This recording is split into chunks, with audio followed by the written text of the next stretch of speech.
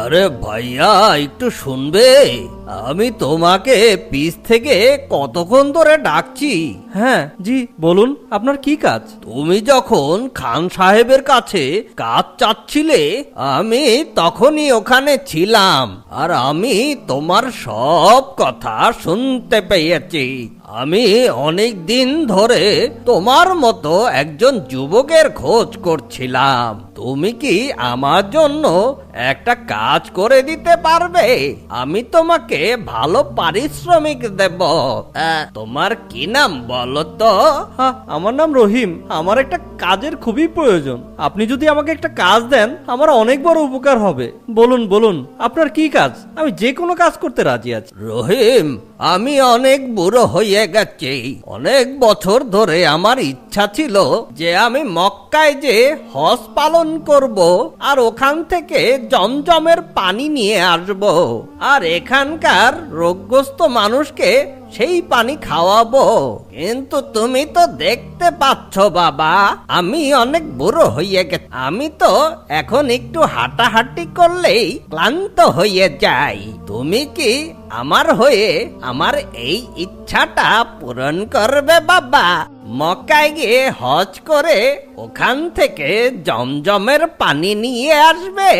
যদি তুমি রাজি হও, তাহলে তোমাকে আমি এই কাজের জন্য 1,00,000 টাকা দেব বাবা। যখন রহিম সেই বয়স্ক লোকের এ কথা শুনে, সে 2 মিনিটের জন্য তাকে বিশ্বাস করতে পারছিল না।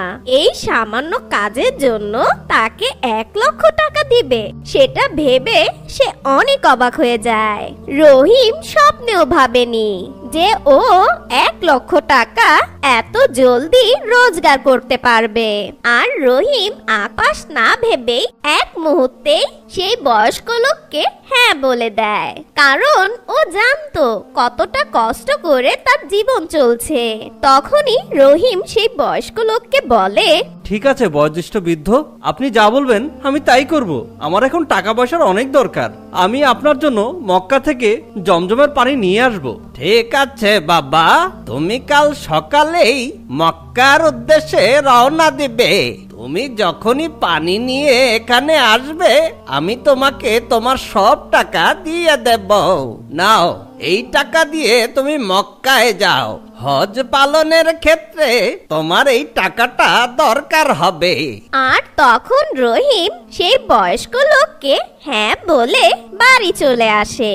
আর সব কাহিনী রহিম আসমাকে খুলে বলে, আর আসমাও এ কথা শুনে অনেক খুশি হয়ে যায়, আর রহিমের হজে যাওয়ার জন্য সবকিছু গুছিয়ে দেয়।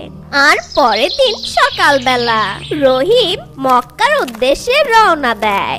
রহিমের মাথায় এটাই চলছিল যে ও জমজমের পানি এনে দিলেই সেই বয়স্ক লোক ওকে 1,00,000 টাকা দিবে, যা দিয়ে ওর সংসারের সব দুঃখ কষ্ট মুছে যাবে।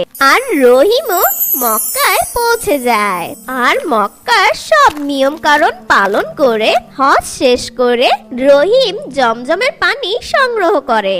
রহিম একাই জমজমের পানি আনতে মক্কায় গিয়েছিল, আর রহিম আসার পথে ওর সাথে অনেকের পরিচয় হয় যারা আল্লাহর ইবাদতে মগ্ন ছিল। আর রহিম সেই লোকদের সাথে থাকতে থাকতে সেও আল্লাহর ইবাদতে মগ্ন হয়ে যায়। বেশ কিছুদিন পর রহিম যখন তার গ্রামে বাড়ির উদ্দেশ্যে রওনা দেয়, ঠিক তখনই ঝোপঝাড়ের পাশ থেকে একটি আওয়াজ ভেসে আসে। কেউ আমাকে একটু পানি খাওয়াও, আমার অনেক তেষ্টা পেয়েছে। তৃষ্ণায় যেন আমি মরে যাচ্ছি। কেউ আমাকে পানি খাওয়াও। আরে আপনি কে বাবা, এখানে পড়ে আছেন এই অবস্থায়? আরে বাবা, আমি এই পাশের গ্রামেই থাকি। আমি অন্ধ বাবা, আমি তো দেখতে পাই না। ভিক্ষা করার উদ্দেশ্যে বাড়ি থেকে অনেক দূরে চলে এসেছি বাবা। আস্তে আস্তে আমি পথ হারিয়ে ফেলেছি। আমার অনেক তেষ্টা পেয়েছে বাবা, আমাকে 2 ঢোক পানি খাওয়াতে পারবে? আল্লাহ তোমার অনেক ভালো করবে।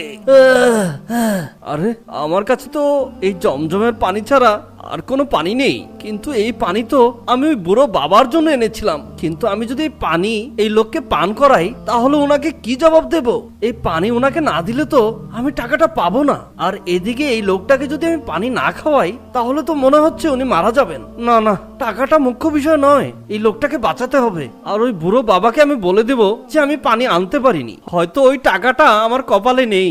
রহিম একথা ভেবেই সেই অন্ধ লোককে জমজমের পানি খাইয়ে দেয়, আর সেই লোকটি পানি পান করেই তার তৃষ্ণা মিটে যায়। আর ওই লোকটি রহিমকে অনেক ধন্যবাদ দেয়। বাবা, তুমি আজকে অপরিচিত হয়ে আমাকে যেই সাহায্য করলে তা আমি কোনোদিন ভুলতে পারবো না। তুমি আমার তৃষ্ণা মিটিয়ে দিয়েছো।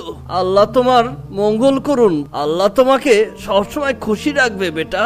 তুমি আমার মতো একটা হতদরিদ্র ভিক্ষুককে পানি পান করিয়েছো। আমি তোমাকে কিছু দিতে চাই বেটা।